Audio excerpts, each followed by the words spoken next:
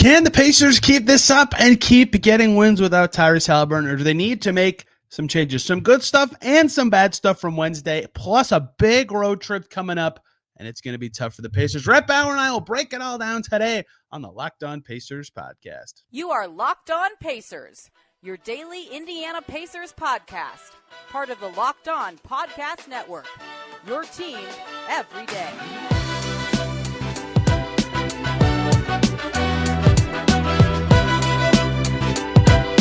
What up, y'all? Happy Friday. Congrats. You made it through the week, and welcome into another edition of the Locked On Pacers podcast, where we, of course, talk about the Indiana Pacers. As always, my name's Tony East. I cover the team for Forbes and SI, and today we're talking more about Tyrese Haliburton's absence for the Pacers. He did not play Wednesday. They found enough ways to score and defend to beat the Wizards. Is that sustainable? Do they need to change anything?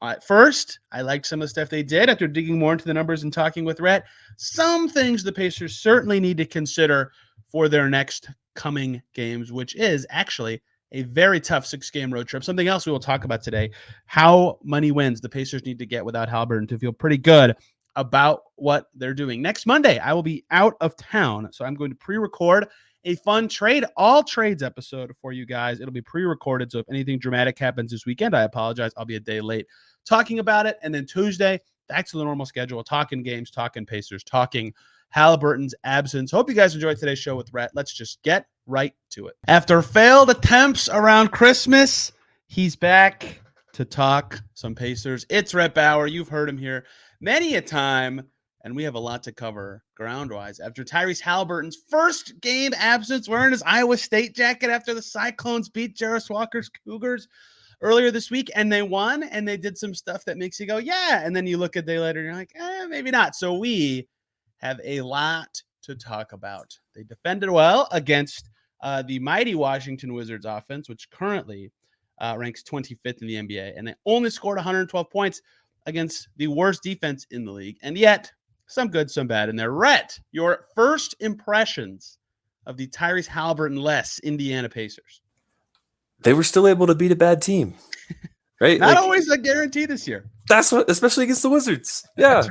No, I think first game back after an injury like that with a guy who is that important as Tyrese Haliburton to the play style of the Pacers, but also feels like the energy level, like the joy threshold for Tyrese Haliburton on the floor versus off is very different. And so to see them come out and even beat a team who they should have already beaten this year but didn't is good. Can't be too mad about that.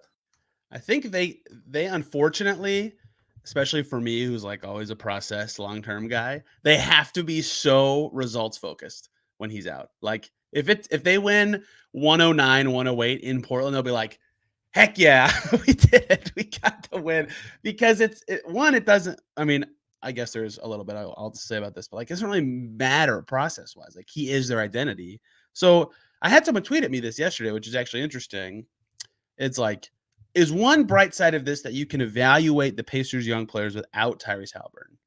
And I was like, yeah, but for the Pacers specifically, they probably care more about how the young guys look with Tyrese Haliburton than without him, even though, yes, they can maybe get more reps. So it's kind of a really interesting thing where it's like, you'll take the result. I guess that's a silver lining, but I don't even think it's a silver lining because you almost want to see every young guy play with him as often as possible. Yeah, I'd rather not think about a future without Tyrese Haliburton, to be quite honest with you. I said a similar thing to AJ Reese, shout out, friend of the pod. Right. But I said the same thing where it's like, well, it's kind of good because like you can see, Drew, if he's healthy, which he now is, comes back and gets more reps. You get Mathurin and gets more reps. Like it's good to have more opportunity, but like, does it actually end up mattering because you're going to have Tyrese Haliburton on the floor for 36 minutes a game for the next 6-7 years, hopefully. Okay, so yes, a couple things I want to hit on as I've had a dust settling day to think about this Pacers Wizards game. So 31 assists was good to me, like having any level of successful ball movement. I just dropped my fidget spinner, so I have to actually focus on what I'm doing. Like, that was encouraging to me. I think 5 of their first 30 makes were unassisted. Like, that is how they're going to have to generate offense without him. because he is such a manufacturer of their baskets. And that guy being Tyrese Haliburton. So I think we were just talking about off air, though, that I didn't talk about enough yesterday. I mentioned it, but not enough. They only took 25 threes in this game. Not only does Tyrese Haliburton generate threes for his teammates, it's a very efficient and good shot for the Pacers if he dribbles a few times and takes a three himself. So he, by passing and shooting, probably generates 12 to 15 threes a game. So I'm not shocked that number is low, but on a night where they shot 45% from the field, they didn't have a ton of turnovers. They only, air quotes, scored 112 because they didn't get up a ton of threes. So on one hand, you'd say, well, they're going to have to find a way to up the volume. On the other hand, Rhett, the Pacers, 5 highest games in 2-point attempts this season. Would you like to guess a theme of those 5 games? Horrible opponents? I will. Well, yes, but that's not actually what I was going for. Okay. The theme is of their top 5 games in 2-point attempts this year, so 64 plus. 3 of them are against the Wizards. Okay, so yes. So that is a horrible team, but that's not kind of what I was fishing for. So on one hand, I'm like, man, that's kind of bad that they didn't get up the threes. But on the other hand, when they played Washington on opening night, they took 64 twos. They took 67 last night. And last month, when they lost in a pathetic fashion, they also took 67 twos. Their only 2 games above that were in Minnesota. Hey, Tyrese Haliburton didn't play then either. And then the Milwaukee win in the in-season tournament in Las Vegas. So part of me is like, they got to get that 3-point number up. 112 probably won't cut it enough on this trip against good teams. On the other hand, I'm like, well, they kind of were playing a team that they played into that style, and they didn't. I mean, they were short on every mid-range shot in the first half. Like, maybe it'll just naturally settle into a higher number. I'm not sure where I land on that, but I thought after thinking more about it, I'm kind of like, I think they got to get to 35 without him. Yeah, no, I think that's a great call. And the thing that I was looking for before coming into the game was what the Pacers did at the free throw line, because that's another place where I feel like Haliburton, not only himself, just like with the threes, but it's also the advantages he creates and then the open driving lanes that creates off of the pump and go threes, like with Nesmith specifically. And in the 4 games this year without Haliburton, the Pacers had taken 12, 20, and 16 free throws before last night. And so, taking 24 against the Wizards is pretty good. Like, that's more than their average for the season. Yep. And so 1 or 2 free throws here and there isn't that big of a deal, but I do think it speaks to, like you said, how many shots they're taking in the lane, which they're kind of going to have to do if they can't generate the 3-point shots like they want to. Yeah, it's part of why I wanted to harp on the drive so much. Like, yeah, the passing part of that is really important because they have to make up for the passing ability they have lost. But they also can shoot from there. This bugged me a lot last night, though, and I just mentioned it. Like, you can look at their shot chart in 2 seconds, and they have some guys who are good at this shot, but they took a ton of outside the restricted area in the paint twos. And, like, Nembhard's been money on those this season. He was not against the Wizards. Bruce Brown was short on, I think, every single one he took. Like, those will go better. But I always am like, just try to dribble one more time. Just get a little closer. Even if the big comes up to you, there's a pass somewhere else now, or someone else has to rotate to the big. That's just a little thing, and maybe they just start making those shots and it doesn't matter. But yeah, I think that is, a pretty important part of this, and we'll see what kind of adjustments they can make offensively. Because the more I dug into the 3-point number, I was kind of like, the Wizards part of this is kind of interesting, but they've got, their record in games where they take that few threes, they've only taken sub 30 twice all season. That was the second one, but they don't look super high scoring games.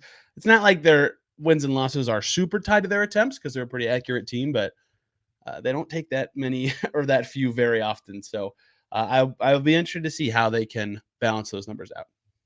Yeah, and I think the player that I've been watching the most throughout this. Can I guess? Yeah, go ahead. Ben Mathurin. No, actually. Ooh. Okay. Aaron Nesmith. Because I think him and Miles, I would say, obviously everybody benefits from Tyrese Haliburton being out there, but I think Nesmith and Miles together probably benefit the most from Haliburton's creation. Like, I think either it was Christinari or Jeremiah last night. Yes. Said that Miles has scored the most points from a specific player in the NBA. from Haliburton. And so looking at Neesmith and the threes specifically, like, okay, what happens with his production when he doesn't have that sort of advantage and then opportunity to continue the advantage or take advantage of it? And so I think that the guys like that, obviously Mathurin too, just going to be really, really fun to see what they can do. And hopefully that means shooting better than 33% from the field from Neesmith, Mathurin, and Nembhard, all shooting 33% or worse. Hey guys, short little break here so I can talk to you about the lovely people over at Jase Medical. I know we come to talk about sports and escape from some of the crazy realities of real life, but we have to talk about preparing for real life. According to the FDA, pharmacies are running out of antibiotics like amoxicillin right in the middle of the worst flu season in over a decade, which is scary. I can't imagine feeling more helpless than if someone I loved or someone I care about needed those and a supply chain issue kept them from the life-saving medication they needed. Thankfully, we here will be okay because of Jase Medical, who make the Jase case, a pack of 5 different antibiotics to treat a long list of bacterial illnesses, including UTIs, respiratory infections, sinusitis, skin infections, among others. This stuff could happen to any of us. Visit jasemedical.com and complete your physician encounter. It'll be reviewed by a board-certified physician, and your medications will be dispensed by a licensed pharmacy at a fraction of the regular cost. It's never been more important to be prepared than today. Go to Jase Medical, JASEmedical.com, and use the offer code LOCKDOWN. You'll get $20 off your order. That's JASEmedical.com, code LOCKDOWN. Neesmith's really interesting because he has gotten better at straight line drives, but a lot of his best drives are the ones that like lead to him throwing down a dunk. You're like, oh, okay. It's like he catches on a pass, shot fakes, and because he's making so many threes, his defender's like, oh crap, and they jump up and then he runs right by him. And that's great. And that's not as easy to do without the best setup man on the perimeter in the NBA playing. So he is an interesting one to me because I kind of feel like he can be an offensive tool for them, but he can't just blow by guys as easily as he has been all season without Tyrese Haliburton playing. He even hit 40% of his threes. And what was he? That means he was 1 for 4 on twos Wednesday night. Yep. So he's certainly an interesting one. Miles Turner was fantastic, though. He was. Yes. He is one of those games, this is very rare, where your shooting percentage actually doesn't matter because you rebound so many of your own misses that you're still scoring on or getting a shot for your team on that possession. Very rare that actually is a thing where a 7 for 15 game is really not as inefficient as it looks. So a springboard from this was I mentioned this on yesterday's podcast. This was the talk of the media room before the game. Is what do they do lineup wise? I thought they would do what they did, mostly because that's what they did in the second half against Boston, but also because it makes sense to try to lean into defense. But they clicked in the third quarter and that won them the game. But in general, they're clearly going to be searching for an offense-defense balance with what they have available. And that's kind of a theme of their season, right? Their best defensive 5 and their best offensive 5. They overlap with one player, Miles Turner, right? Maybe Aaron Neesmith now, but probably only one player. And so now with Haliburton out, I think you have to think about that even more because you can't just have a guaranteed floor of good offense if he's on the court and you don't have to worry about your defense as much. Now you do. And they did have a good defensive night Wednesday to win, albeit against a terrible team. So to me, I think that the third quarter gave the starters they used Wednesday a runway of another game in Atlanta, who also sucks at defense. So maybe they'll have another solid outing. But I am curious how, as this progresses for however long he's out, 2.5 weeks, 3 weeks, till they play the Kings, I don't know. In Indy, the Kings, not on the road, the Kings. Do they need to try to mix and match a bit more, right? Does Buddy Hield need to start and then have one of Nembhard, Brown, Neesmith be with the bench? Or does Mather need to start for the exact same reason? Or do you try to start Obi permanently because then you're getting some shooting? I can't believe I'm saying that about Obi Toppin, but getting some shooting into the starting 5, and that did happen, but not by design. I will be curious how they manage those balances. And it's weird because in their win over the Wizards, they're starting 5 with a defensive identity +7. They're +5. Their full bench group with an offensive identity was +3. And every mix and match group was dead even. So maybe what they're doing is fine, but I have a sneaking suspicion it won't be going forward, just given what we've seen from this team. So I wonder, especially because their best stretch against Boston actually came with McConnell as the point guard with that starting 5, if they'll have to mix and match a little more just to get the right balance of offense and defense on the floor. What say you? Yeah, I think you definitely should look to do something else, just because I don't think using the Wizards as a barometer for a successful offense is going to be good moving forward for anybody A else. win, Brett. That's all that matters. A win, Sure. right? Yeah. Yep. And yeah, I mean, it does matter. But again, if you want to carry this over and go against the Hawks, who you've scored 1-50 on twice, Yeah. maybe you could say that would work too. No, I think putting either one of McConnell or Matherin in the starting lineup is probably going to end up being the move, just to get a little bit more driving, like you said. Like McConnell, I think Caitlin Cooper put it out. McConnell's leading the league in drives per 100 possessions, more than SGA, like 32.4 drives per 100 possessions, which is just absurd. And then That's the obviously thing. we know what Matherin can do, and so I think it's going to be a little bit tough to rely on Bruce and Drew to do that sort of creation, but that's also kind of what you're hoping for from either, especially Drew, but even Bruce a little bit, being better than what most Pacers fans seem to think. I think he did just fine. So if they wanted to keep it the same, I would not fault them at all. Yeah, I mean, I think they would reliably say, "Well, we think Andrew can be better," you know, and he didn't play. He didn't make shots. He didn't play particularly well. 5 turnovers. Yeah, 3 of them in like the first 90 seconds of the game. Like that was. It took me 2 minutes to be like, "Oh boy, oh man, this could be worse than last year." And they won. We'll see. And so yeah, I agree that I wonder about the thing about McConnell. I wrote about this last year. Like his low center of gravity means it's really hard to put a guy on him that he can't just like go underneath when he like does that weird like looks like he's retreating and spins around the Steve Nash move. So he's kind of like he's fast. So he'll always be able to get into the paint. The reliability of that little fadeaway shot it's still solid. It's not as good as it used to be. I think in the Bjorkgren year, it was like one of the best shots in basketball. It's solid though. So he's like a threat, right? Defense have to be like, oh crap, he's within 10 feet of the basket. So that is really valuable, right? I think that's going to prove to be, a reliable source of offense for them in this upcoming stretch. Not that shot, but like him getting close to the rim and making the defense do something about it. So how do you react to that if you're the Pacers? Do you try to have that be in your starting five? Do you make sure that it's always paired with your best shooters? I don't know exactly what that looks like, but maybe the answer is both. So I think I would stick with at least 3 of their best defenders left starting. Miles Turner's going to start no matter what, so you're guaranteed 1. So 2 of Nesmith, Brown, Nembhard need to start to me. Like you can't, and the utility of a good defender is that they are defending the best action the other team has, right? So you want them against the other team's starters as much as possible. But if there's a way to get more offense in with that starting group via pulling one out, and maybe it's Matherin who like he had an off shooting night, but this is why his floor can be high. He gets the line 8 times, and then it's fine, and he does good stuff.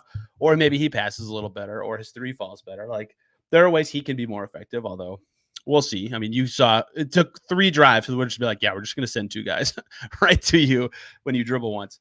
So I don't think the answer is Matherin starting because of that, unless his passing uptick happens. But I will be curious, especially when whatever Jalen Smith comes back, what the cell looks like and what tweaks they feel like they need to make. Yeah, the Jalen Smith point was the next one I was going to make, because it might not even matter what the other players are. If they intend to bring Jalen Smith back, the difference between him and Obi as shooters kind of matters a little bit. Like Jalen is hitting 48% this year, but it's on 2.3, whereas Obi, I believe, is taking he's 3.5 at 41%. So it's not that much different, but it just Do you feels think like defenses respect them differently? They both have decent volume and good accuracy, but I just feel like their historic track records mean that they get about the same level of it. Their teams are still afraid of it, but it's about the same level to me. yeah, I would agree. I don't think defenses respect either of them to a degree that it matters, but I think that Jalen might rely more on somebody to create for him than what Obi would. I agree. And so then you're like, okay, you take that self creation, or just the creation in general, down a notch. How effective is Jalen there versus someone like, I don't know. I don't think it matters. Like the 3-point shooting is probably not that much of a difference between the two, but the starting lineup as a whole, if it's going to change and you're going to bring Jalen in, and then you're looking at Drew, Jalen, Nesmith, but Bruce and Miles, like that's that's a pretty rough group of decision makers and quick processing and stuff Yeah. like that. Not to say that Obi and Jalen are that much different in that capacity either, but just feels like there's going to be some changes. So if you're going to make one, why not make another? Yeah, I agree. We will see where that shakes out, but I think that a key part of this will be figuring out that balance for the Pacers, because I suggested it, and I still think that leaning in as much on defense as you can is going to be a good move, but that was dependent on that 5 being capable enough offensively, and there was just enough hints Wednesday that maybe they can't be. Maybe they are only going to be a 112 offensive rating group and not like 116, and that's a big difference. Like, that's 4 or 5 points in a game, and especially for the Pacers at their pace. And that was interesting. Okay, so this is interesting. I didn't get to say this on yesterday's show. Did it feel like this to you, Rhett, that they were playing slower in the first half than the second half? Yes, absolutely. Okay, they all said that was on purpose, right? So I think that that's a second part of this that's interesting. And some of this was that Jalen Smith was out, but like the starters Wednesday had never played together ever. And like Bruce and Obi are both new to the team, so I get that. So the Smith lineup had played together, but the first time was on against Boston Monday, right? So like a secondary part of finding the lineups is like there's gonna be a lot of no chemistry or low chemistry groups that might just unintentionally not play the style they want to because they don't know how. Like you'll have combos of 4 that have played together and all that. It's not like so foreign to any of these guys, but I didn't even think about that. Like Bruce and Miles were on the podium after last game. I didn't even finish the question. I was like, was that what you were trying to do? Did you try to speed it up in the second half? Before I even finished it, Profound was like, no, we did not. That was bad. We did not mean to do that. So I'm curious how that bakes into it. And Kalen's pointed this out before. Like sometimes the other team can't scout you because they don't know what your lineup's going to look like either. But if you don't, if you have to figure out your own advantages as you're playing, and they did Wednesday, like that's not great. So I will be curious too if they maybe try to find some stuff that has worked historically or just lean in that way. And maybe that is Nesmith and Nembhard. They've played a ton together. I don't know, but there's a lot of ways that could look, but I'll be curious if that ends up mattering a lot because they looked really ugly and sluggish to start Wednesday's game. One more break here, guys, so I can talk to you about the lovely folks over at PrizePicks, the largest daily fantasy sports platform in North America. What you do on PrizePicks is simple. You pick more than or less than on 2 to 6 players and watch your winnings roll in. You're not battling other players, including pros or sharks or whatever. It's just you versus the stat projections, which is what makes it so fun. For example, Kevin Durant, more than or less than 28 points, or Trae Young, more than or less than 10 assists. Around those lines, you pick more than or less than every night for 2 to 6 players, and you can win. You can even combine leagues in their specials league. For example, LeBron James and Travis Kelce at a 10.5 combo of 3-pointers made plus receptions. They even have a reboot policy on PrizePicks, so your entries stay in play even if one of your players gets injured. How fantastic is that? If they don't return for the second half, rebooted. How about that? Check out PrizePicks. Go to prizepicks.com/LockedOnNBA. Use the code LockedOnNBA for a first deposit match up to $100. How about that? PrizePicks.com/LockedOnNBA. Use the code LockedOnNBA for a $100 first deposit match at PrizePicks. Daily fantasy sports made easy. Yeah, and at the same time, I'm not sure any of it is going to be consistent enough to get any conclusions from it. Like you said, it could just Maybe be so. it could just be shifting, Maybe a so. different starting lineup every game until Tyrese is back. But I do wonder, do you think there's any important information to be gathered from a specific lineup, either starting, closing, anything like that? Is there any lineup that you are actually hoping to get something out of? Okay. My first brain thought that I'm going to think out loud because I didn't expect you to ask me questions today. Mathurin Turner pairing perhaps is something I would, if I'm the Pacers, I would explore information about. Turner and Haliburton have been the highest volume successful pick and roll pairing this season, and obviously Haliburton is a significant part of that. I don't want to belittle that, but like, can that free up Ben for some easy stuff? Can he attack it quickly and get to key spots? And they both seem like relatively core players for the Pacers' future. Nembhard plus anybody, because this year has been a weirdly exploratory year for him in terms of position and role, and he's been hurt a lot, so it's been hard to find any consistency, but not really, because of what we said earlier, where it's like your fit with Haliburton is more important than your fit without him, unless you're TJ McConnell, basically, or right. No, I think that that's the right answer. It's just Mathurin plus anybody, hopefully Miles, Nembhard plus anybody. And then, as I mentioned earlier, I'm looking at Neesmith just to try to get engaged of like what we can expect him to be, you know, because he continues to improve and he continues to surprise and do other things. But, you know, eventually there's going to be a limit to be like, okay, this is kind of where you are and what we can expect from you moving forward. So I'm just trying to watch all of that to see what it looks like, because there will be like 10 to 12 minutes, I guess 10 to 15 minutes a game where Haliburton does not play moving forward unless we hire Bjorken back. Oh, Lordy. Okay. I would like to bring up one more historic point before we move on to the last thing I want to talk about today. Last year, Tyrese Haliburton gets hurt in New York, right? They have 10 games without him. They lose by 2 to Atlanta in a game that, man, if they had that would have been nice last year. And then they get smoked by Memphis, smoked by Milwaukee, smoked by OKC, and smoked by Denver, right? 3 of those were 20-point losses. What do they do, Rhett? Do you remember what they did in their next game in Phoenix? Did they change the starting lineup? They did. You know who started? Mathurin? TJ McConnell. Oh, TJ McConnell right. started in Phoenix. They lost that game by 5 and were much better. He had 18, 10, and 12, a triple-double. Then they beat the Bulls. Then they barely lost to the Magic, right? So we have precedents of the Pacers going, you know what? Maybe we do need to get some drives and rim attacks into the starting 5 without Tyrese Haliburton, and they turned to TJ McConnell. Obviously, they're hoping Nembhard's growth can supplant that and be the right answer, but we've seen this before. We'll see if they have to do it again. Winning the first game without him this time instead of losing by 2, I think, gives them a little more runway this time. And that takes me to the last thing we need to get to today. Last year, they were also on a road trip, unfortunately, at the time of no Haliburton, with at Memphis, at Orlando, at Phoenix, at Denver, at OKC, at Milwaukee, being 6 of their 10 games without Haliburton. Brutal. And this year's is harder, amazingly. Not necessarily because of opponent quality, but 2 back-to-backs on the trip, including the hardest back-to-back possible in the NBA, and then returning with even more brutal games. They're actually very lucky that one of their games this month got significantly easier in the last few days, but their upcoming trip starting tonight in Atlanta, they can beat Atlanta without Haliburton. I'm not saying they will, but they can. The Hawks defensive ratings. The Pacers passed them. The Pacers are 26 in defensive rating. That's how bad the Hawks have been defensively. Then it's at Denver. They could lose that game by 30, and I don't think anyone would care, think anything weird about it. Then it's at Utah, who people keep saying they could beat Utah. No, they can't.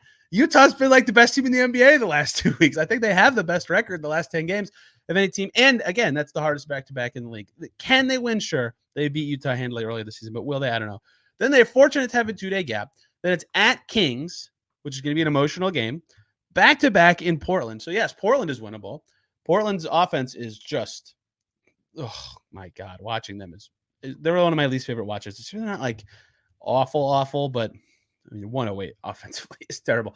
They can beat Portland, but it's a back-to-back, right? So that just speaks to how hard this is, that there are 2 games that week that are winnable are the second nights of back-to-backs. Then it's at Phoenix. I mean, the Suns aren't awesome this year, but good luck. They come home for Denver, Philly, Phoenix. I mean, if you were predicting, do they win more than 2 between Atlanta and home at Atlanta tonight and home versus Phoenix on the 26th? No, I mean, more than 2? No, I don't think so. Yeah. And the other thing, the Sixers Phoenix games, even though they're at home, also a back-to-back. Also a back-to-back. Yes, I did forget that one. No, they will not win more than 2. It's crazy. It is really crazy how tough their month. And we've talked about how tough their month is, and they did great to beat Milwaukee twice and beat Boston. Like, that gives you a huge cushion. But it's still a tough month, and now you don't have Tyrese Haliburton.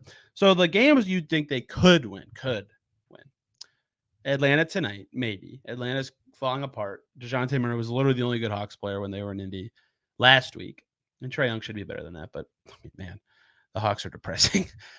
Portland they can beat. They lost to Portland at home already. And Portland's good when Brogdon plays, but they are a turnstile of lineups.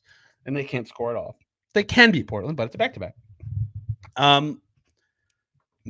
Maybe they can beat Phoenix at home, but that's also a back-to-back. And Phoenix is really good and has some wings. So I think if they win 3 of the, what is that, 10 games we have been talking about? 9 games. If they can go 3-6, so they would also be 25-21 at that point. I think they have to go, yes, heck yeah. Now he can play Memphis, who's so banged up. They're not going to have Marcus Smart. They're not going to have John. They're not going to have half their team, for Pete's sake. Maybe Haliburton's even back by then. If they go 3-6, I think that's a huge win. And I think that it's more likely that they win 0 of their next 9 than 4 or more. Like, that's how much important it is to any win in this next stretch. Even if it's the ugliest, fartiest, yuckiest game ever, they have to fist pump and be so psyched because they need all of the ones they can get. So one aspect of this that could end up mattering is the Pacers game at Phoenix is Phoenix's first night of a back-to-back. Okay. But they play Chicago. So I don't know how much that the Suns will take that into consideration. I'm just looking for any sort of way that they could get to that. The Suns aren't that good. I mean, they have awesome players, but they haven't been that good. If Kevin Durant plays, he's going to get 45 points. Like, there's zero chance that the Pacers could stop him under any circumstances. So I'm not going to go through all of the schedules live here on the pod because that would be horribly boring. But I completely agree. 3-6 over the next 9 is good. Like, that's very good. But 0 out of 9, definitely more than 4 out of 9, because those are some really good teams that also like can beat the Pacers at their own game without Haliburton. Like, yes. We're not looking at teams that, Portland is horrible offensively, but the Jazz can score a bunch. The Kings, obviously we know what they can do. Denver, not even going to be worth, and then Phoenix twice, Denver twice, Sixers, like those are teams that are just going to absolutely blitz the Pacers. And I'm not sure we're going to have the firepower to keep up with them, even if there are some outlier games, positive, negative, some injuries, people sitting, like, although Joel Embiid out the last night, I think it was last game that they played. So maybe there'll be, he got hurt hunting his 30-10 again. Yeah. I mean, he does destroy Turner. So, but it also seems like at a certain point, he actively chooses to not play against Turner some games, because then it's just like, I don't even need to bother dealing with this. So maybe there's a chance that they could get, but no, they're not going to get 4 wins out of the next 9. Yeah, if they go 4-5, I don't even know when Haliburton's coming back, to be clear. I'm just looking at the next 9 games because the 10th game is Memphis. And even in the current state, I think the Pacers have a better roster than Memphis right now, at no fault of Memphis, who's just had the saddest, yuckiest season of all time. They can win that game. 1-8 until the Memphis game, and they're 500 entering it, right? So, like, they're probably going to exit January over 500, right? Which is a success. And then Haliburton's back, and you have some winnable-ish games, and then the trade deadline happens. And then they actually don't, like, their ride out from the trade deadline to the end of the season is not that hard. Like, they got so much smacked into January, right? Like, every team in the NBA is kind of good this year, but they've already done all the elite teams except for OKC. So if they get out of January over 500, I think they'll be happy.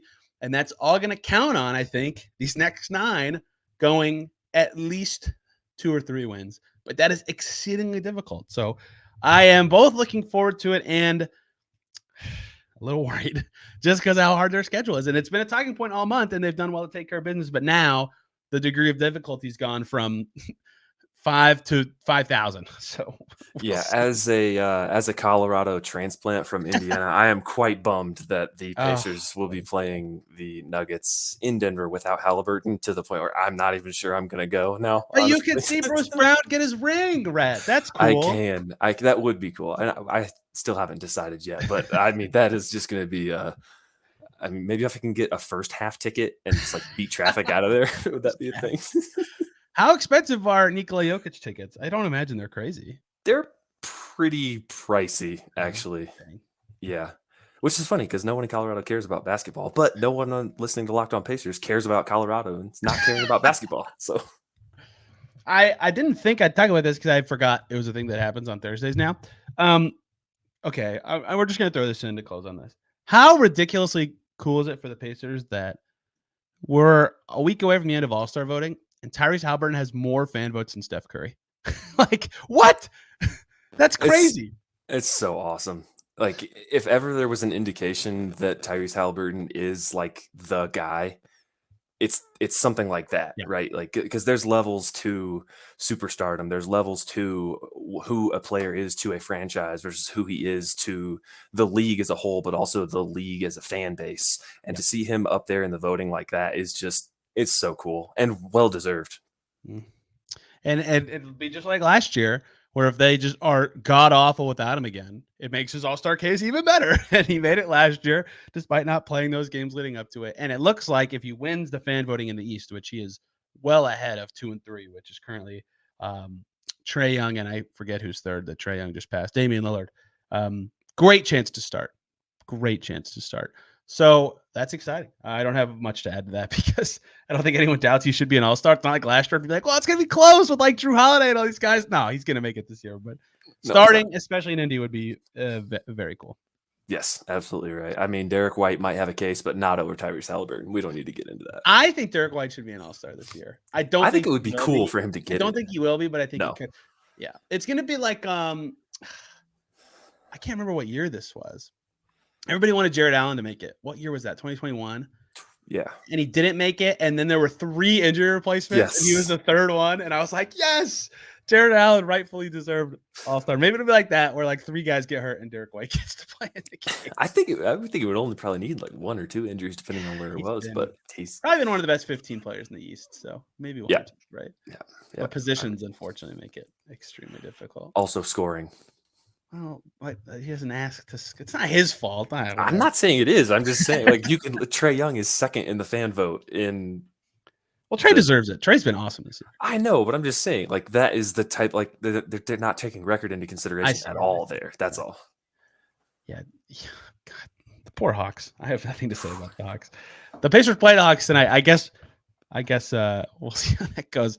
The Hawks, like the Blazers, are one of my least favorite watches this season, even though Trae Young has been that good. Rhett, we did it. We figured out how to schedule stuff.